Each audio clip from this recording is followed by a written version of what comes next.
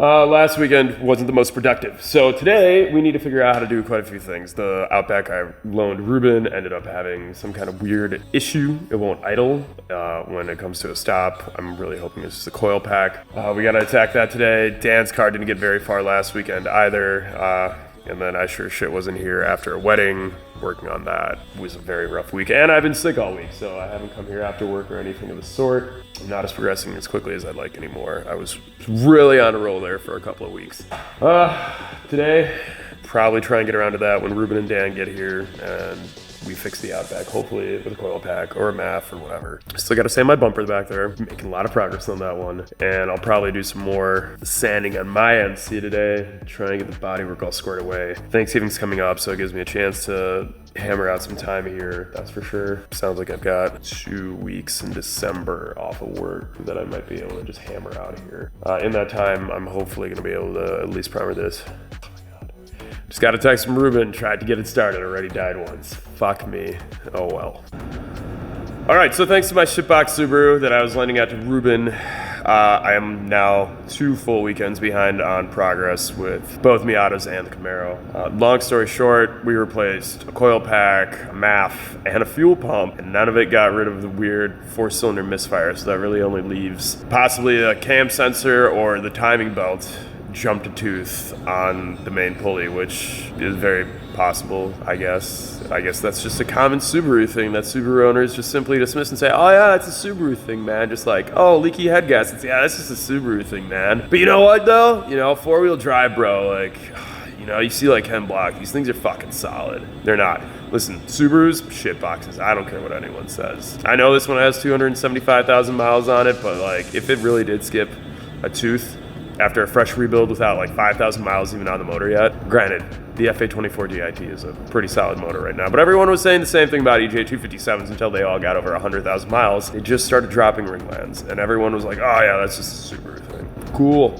So, you know, today, I'm actually going to keep working on Dan's car here. I'm going to go work on mine out there a bit too. Hopefully we actually get some shit done today, and I seem to be getting over my cold, but that can also just be the coffee and the day cool in me right now. So, down to get jolly and just glazing and puttying and fiberglassing on Dan's fucking SHITBOX over there.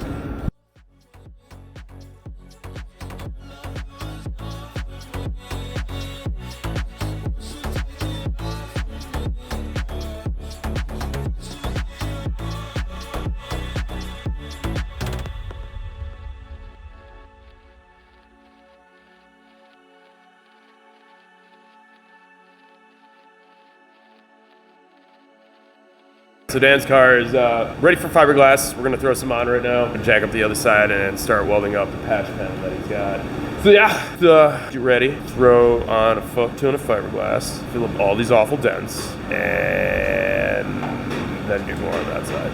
It's gonna be great. Looks like a lot of work. Not at all. Barely an inconvenience. Today, we're gonna have a little fun with this, because we're gonna do the art of binging with filler. I'm going to show you guys how I like to fill up dents and damage on cars with a ton of fiberglass. It makes for a much easier and more palpable time while dealing with shitboxes like Dan's Miata that's just riddled in damage and dents. As you've noticed here, I've scooped out a lot of fiberglass and I'm mixing it up now with a shit ton of activator, more than necessary because it's very cold in my workspace. Whoops, almost dropped that. Do remember to be careful, kids. You don't want to go dropping your filler all over the ground. It's hard to clean up, and it's a pain in the ass to mix it again. Now, when you first apply fiberglass, you want to be pretty liberal about it.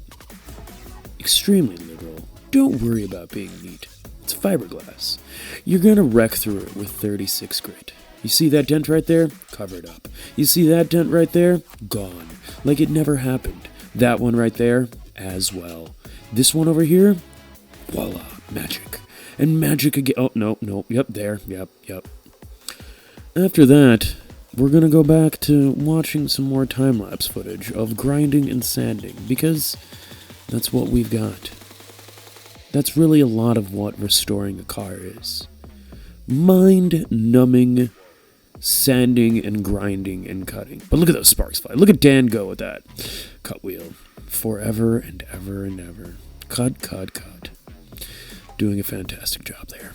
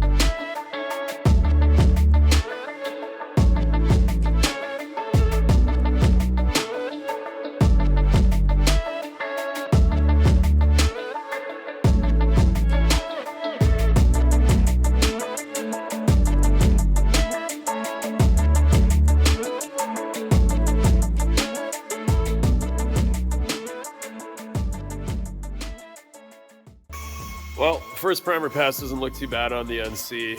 Got a couple of low spots on the fender that I missed here, a little bit there. But overall, pretty decent. Got a little bit to fill here. The door, we've got one dent that I completely missed.